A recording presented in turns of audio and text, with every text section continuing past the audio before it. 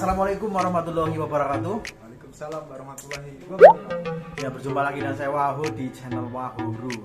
Lama tidak berjumpa, tapi kali ini saya akan ketemu lagi di podcast Wahuru.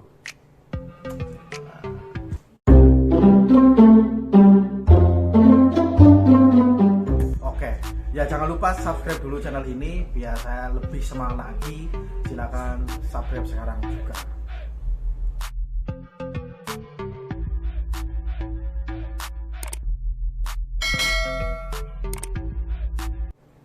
Nah, oke. Di pertemuan kali ini saya kedatangan tamu ya. Ini dulu sudah pernah di konten yang ini ya, namanya di atas ini. Silakan dicek dulu. Tapi kalau sekarang ketemu lagi dengan siapa?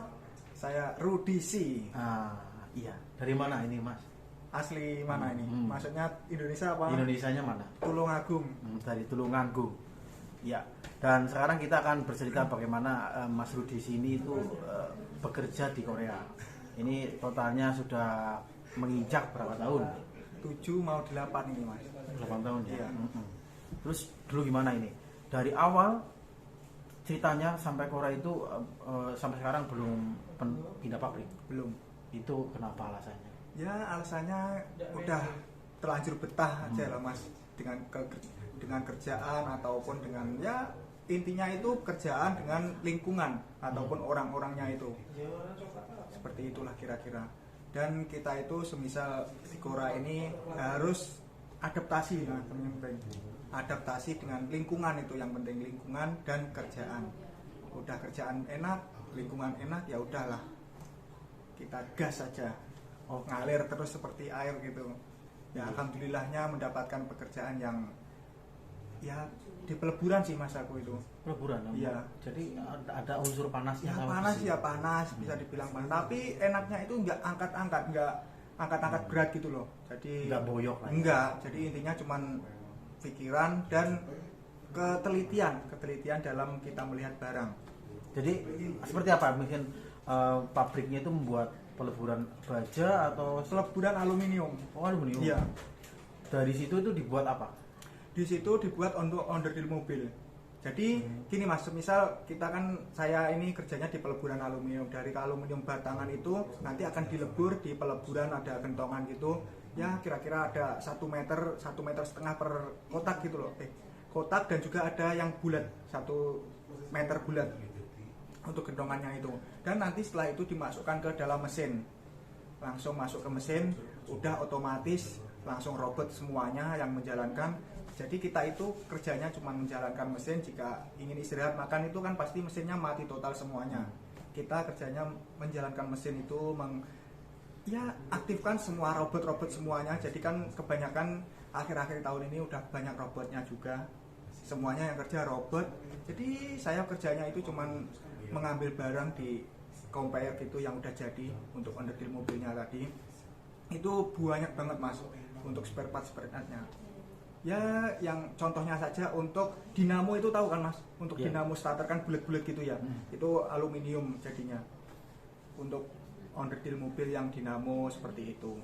Ataupun cover untuk mobil mesinnya itu. Sasis itu ya? Enggak, cuman buat biasanya untuk pompa bensin juga. Terus untuk dinamo tadi yang kan ada tempatnya itu. Di dalamnya ada komparan. Nah, di luarnya komparan itu kan ada tempatnya lagi seperti gelas cangkir gitu loh, Mas. Nanti dimasukin komparan. Nah, saya buatnya yang untuk gelasnya ini tadi. Iya. Dari situ. Iya. Iya kan, pastinya kan ada untuk lama ya di situ bertahan. Iya. Itu apa yang bikin merasa sampai sekarang masih Betah gitu. Betah di situ. Ya, karena udah terbiasa juga, dan alhamdulillahnya orang-orangnya di pabrik saya itu sangat ramah-ramah banget. Ya meskipun kalau orang Korea itu pasti teman-teman yang baru aja datang ataupun yang ingin kerja di Korea jangan takut ataupun jangan kaget kalau ada suara wek dari orang Korea. Biasanya ya bali-bali gitu. Ya itu udah biasa gitu seperti itu. Tapi dengan semisal sekya gitu. Kalau sekya itu kan udah panggil yang ya kalau di kita itu udah kasar gitulah ya. Tapi dengan nada yang gimana ya, bercandaan gitu tidak masalah. Kalau di pabrik saya itu biasanya buat bercanda-bercandaan, tapi untuk yang gimana ya, untuk ngomongin langsung dengan kata-kata kasar itu tidak. Meskipun ya kalau kita ada salah gitu biasanya ya dimarahin sewajarnya gitu, tanpa dipotong mas ini, tanpa ada kekerasan teman-teman. Jadi untuk teman-teman banyak banget yang bertanya juga mestinya, di Korea itu rasis apa tidak sih, dan keras apa tidak sih orangnya. Jadi jawabannya tidak teman-teman. Di Korea itu aman banget, dan orang-orangnya juga tidak berani untuk melakukan pemukulan ataupun fisik ya.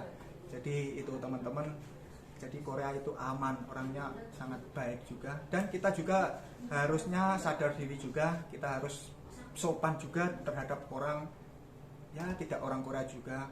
Kita kepada teman ataupun kita kepada ya mandor ataupun teman yang lainnya. Biasanya kan di Korea ini kita tidak satu negara, ataupun ya biasanya Indonesia, Thailand, Vietnam, jadi berbagai negara ada di pabrik. Kita ya harus intinya bisa menjaga kesopanan dan lagi ketertiban mas. Ketertiban itu juga penting banget. Itu juga bisa meningkatkan nilai plus untuk di pandangan bos kita. Dengan kita tertib ataupun kita ya contoh kecilnya, kita berangkat kerja dengan tertib waktunya. Semisal kerjanya jam 8.30, kita udah datang jam 8.10 ataupun jam 8.20 udah ada di pabrik, di tempat kerja. Itu bos sudah seneng banget teman-teman. Itu udah jadi nilai plus. Iya. Itulah mas. Tentunya satu pabrik ada orang Indonesia ya? Iya. Ada. Berapa orang? Sekarang 6 orang. 6 orang? Iya. Itu juga bikin tambah betah sih ya? Iya. Karena kalau untuk komunikasi misalkan di situ nggak terlalu susah karena ada yang seniornya. Iya mas. Enaknya di pabrik saya zaman dulu juga udah ada seniornya juga. Turun-temurun? Iya, temurun-temurun. Alhamdulillahnya itulah. Saya kesini udah langsung di tempat pabrik saya itu, dan langsung ada senior Indonesianya. Ya alhamdulillah semuanya baik-baik semuanya. Nih kalau pendapatannya, Iya. nih gaji ya. Selama gaji di situ Iya. pernah nggak merasa yang paling besar berapa? Kira kisarannya? Ya untuk masalah gaji itu tergantung mas, tergantung jam kerja kita. Jadi di Korea kan sudah ada UMR-nya. Setiap tahun itu UMR juga bisa naik pastinya, tidak ada yang turun, pasti naik terus. Setiap tahun itu pasti naik. Dan ada juga jam lemburnya teman-teman. Bedanya itu jam lembur kita, kalaupun kita lembur malam juga ada lagi. Ya tergantung jam kerja lah mas. Sabtu Minggu itu yang banyak teman-teman. Apalagi lembur untuk Sabtu malam, Minggu malam masuk itu wah udah jos lah. Ya kalau semisal gaji ya, kalau gaji semisal masuk terus itu Berapa Pak? ya ada lah 3 jutaan, 3 lebih lah pokoknya. 3 jutaan lebih teman-teman. Iya ya, rata-rata segitu ya. Iya iya. Jadi sekarang Rudi sih udah orang kaya. Ya Jadi ke Korea alhamdulillah itu lah mas. cara Intinya cepat itu. kaya juga termasuk ya. Ya gitulah. Gitu ya. Iya. Berarti Ya, iya, nanti saya bilang nggak kaya tapi udah dilihat Udah punya. Maksudnya di Korea kan pandangan orang kalau udah wah gimana di Korea itu pasti udah banyak uangnya gitu. Iya.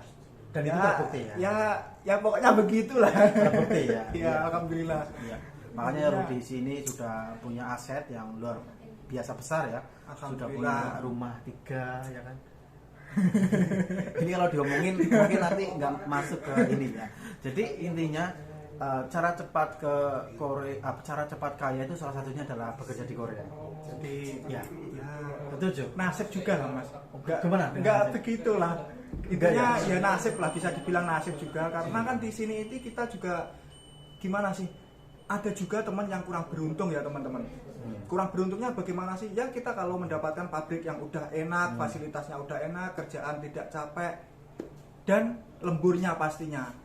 Nah itu, kalau tidak ada lembur dan kerjaan capek, udah kita capek semuanya tanpa, cuman biasanya dapat basic aja. Bahkan ada juga teman-teman yang di Korea ini tidak mendapatkan basic. Maksudnya kurang dari gaji basic itu loh mas. Gaji UMR -nya. Ya iya, kerjanya biasanya sampai Sabtu sampai Jumat gitu. dan tidak ada lemburan, itu capek teman-teman. Ya tidak semuanya lah, tidak semuanya itu gajinya 30 juta, 40 juta gitu, tidak Tapi ya. ada. Ya tapi ada Termasuk lah. Mas Rudi sih. Alhamdulillah gitu aja lah teman-teman. Iya. Dan satu hal penting gaya hidup ya, ini di Korea ternyata setelah meningkat pendapatannya, ternyata ada gaya hidup yang harus meningkat juga. Ya biasanya begitu mas. Begitu ya? Kebanyakan ya begitulah. Beli barang branded, Ya, terus beli barang mahal, Iya sih. HP Kebanyakan baru. ya gitu. Kemarin saya kan baru beli iPhone 13 ya. Iya, saya belum review ya. Iyalah. Karena ternyata yang beli adalah Mas Rudi sih. Jadi itu Ya. Apa? Ya itu alasannya perbandingan lah mas, kan saya juga bikin konten di YouTube juga karena perbandingannya saya dengan kamera. Kalau kamera kan saya cuma untuk video saja, sedangkan kalau iPhone 13 Pro Max ini saya bisa untuk edit video sekalian untuk ya teleponan ataupun Facebookan, Instagraman buat balesin komentar-komentar teman-teman yang komentar di video-video saya seperti itu. Iya. Jadi banyak banget lah perbandingannya. Ya akhirnya terbeli juga. Ya alhamdulillah, ya nabung lah mas intinya. Nabung. Nggak langsung beli gitu, tidak, harus nabung dulu biar kita ada penyisian uang juga teman-teman. Kora ini kita harus membagi-bagi teman-teman, membagi-bagi uangnya itu kemana saja, kita harus bisa membagi itu semuanya. Sedangkan kalau teman-teman tidak bisa, ya udahlah nanti habis semuanya mas itu. Iya. Misalkan ya gaji 3 juta won, kita kirim ke Indonesia misalkan 2 juta won, kan masih ada sisa 1 juta won ini. Untuk 1 juta won ini teman-teman harus bisa bagi-bagi lagi untuk biaya hidup, biaya ya semisal pengen HP baru kita harus menabung berapa gitu. Misalkan 1 bulan 100.000 gitu kan bisa, masih ada sisa 900. Dan sedangkan biaya hidup di Korea itu ya untuk makan saja bisa lah 500.000 bisa, bahkan bisa lebih kurang lagi kalau di pabriknya ada tempat makannya ataupun disediain oleh bos untuk makannya. Nah seperti itu, intinya kita harus bisa membagi uang teman-teman. Iya, itu tipsnya ya.